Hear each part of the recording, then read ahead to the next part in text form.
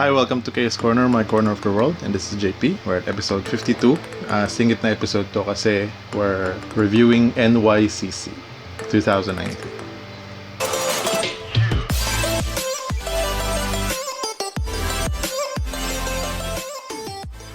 Okay, so NYCC, of course, New York Comic Con or New York Comic Convention. So, para tong San Diego Comic Con, although of course it's held at New York. So, ganun din, comic convention, maraming mga toys, maraming mga reveals sa pop culture, maraming mga releases ng mga shows, ng mga movies and stuff. And of course, pop ang nire-review natin. So, we're looking at the Funko Pop releases for NYCC. So, ito yung mga releases for NYCC Funko Pops.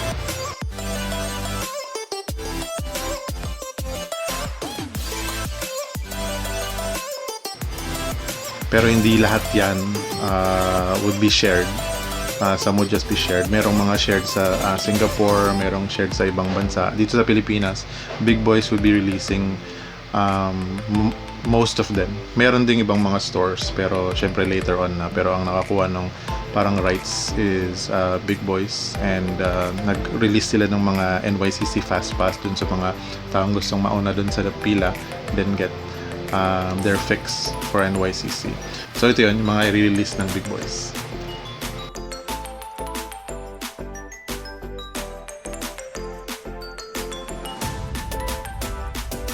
So yung event would be from October 4 to 6 sa ibang bansa, pero dito susundin din yun, pero yung release ng Big Boys would be October 5 and October 6. Dun sa list na pinakita, 35 lang yung nakuhang shared exclusive ng Philippines sa Big Boys.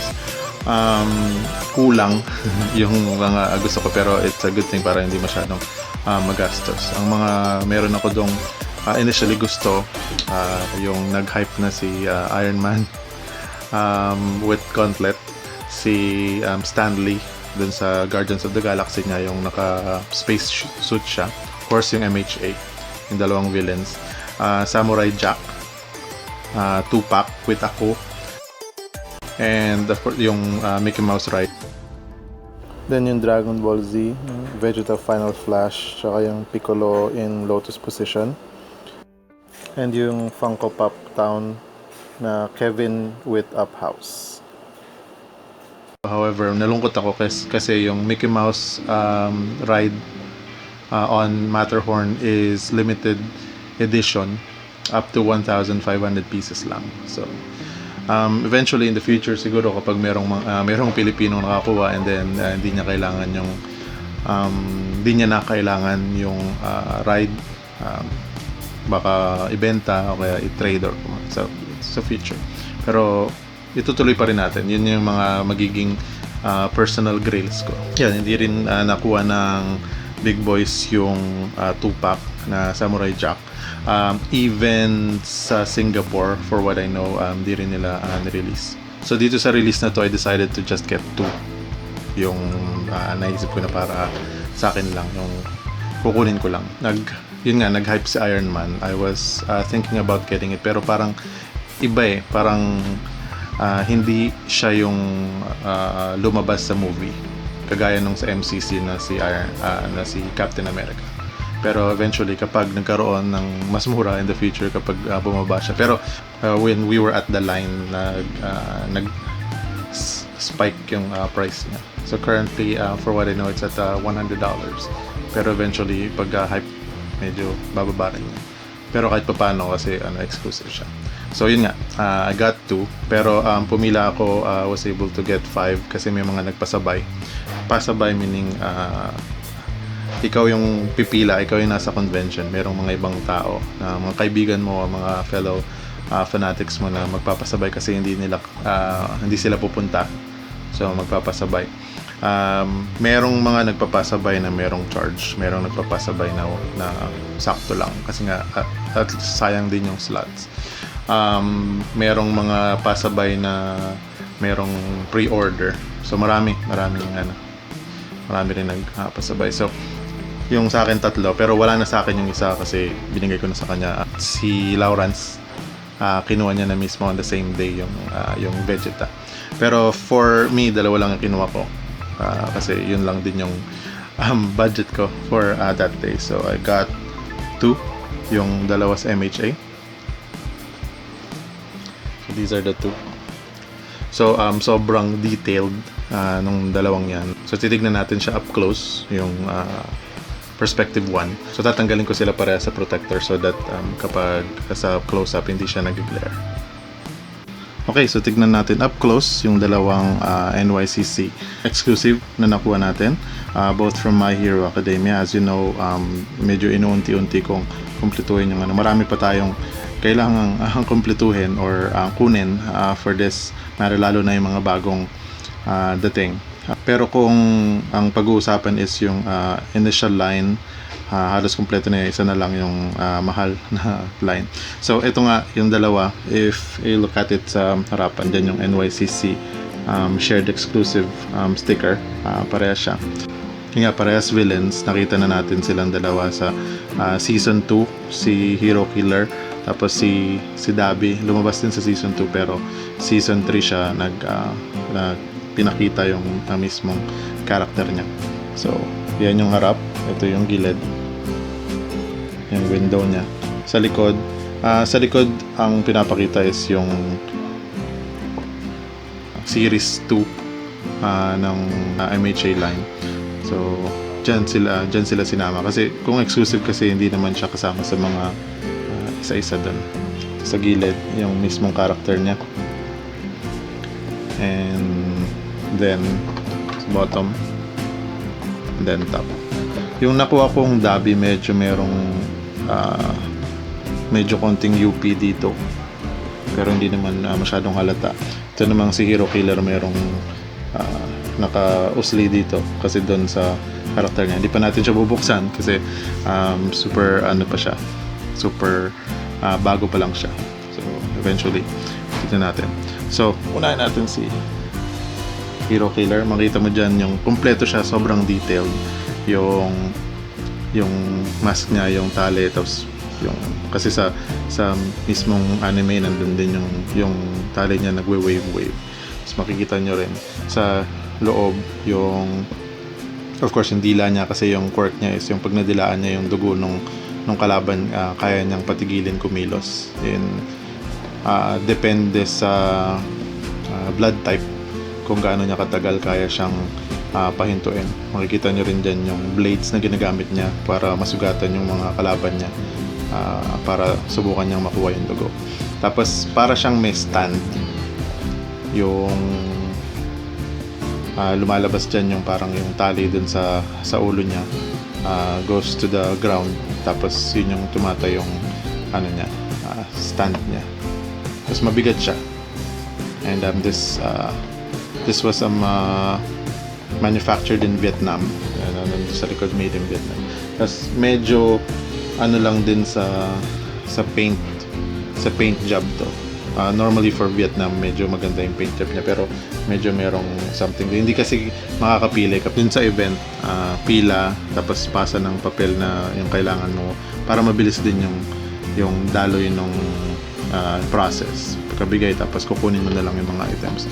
Pwede kang makipagpalit, pero antayin mo matapos yung event before ka makapagpapalit. Oo nga pala, yung event niya was held at Megamall sa meeting room noong October 5 kami pumunta ni Jello. October 5 and 6 siya ni-release. So next is Dabi. So Dabi, parang rin yan, sobrang detailed din. Maganda yung nakuha kong item nito. So wala naman akong masyadong nakitang paint flaws on the account. So pinapakita lang din dyan yung lumalabas na stand din, yung kulay blue na parang surge nung power niya dun sa likod. Tapos yung detail niya dun sa mga sugat niya sa mukha, tsaka yung parang mga bakal-bakal, yung parang stapler kasi mukha. Tapos yun, sobrang detailed nila parehas. Mas masyado lang maraming details si Hero Killer kasi dun sa mga hawak niya. Ito kasi lang siya, yung mismong character lang, wala na siyang mga ibang gamit pa. So So yan, balik natin sila. These are two exclusives na nakuha natin for NYCC. So kagaya nga nung sabi ko kanina, may dalawa pang nagpasabay. So I got them yung Iron Man.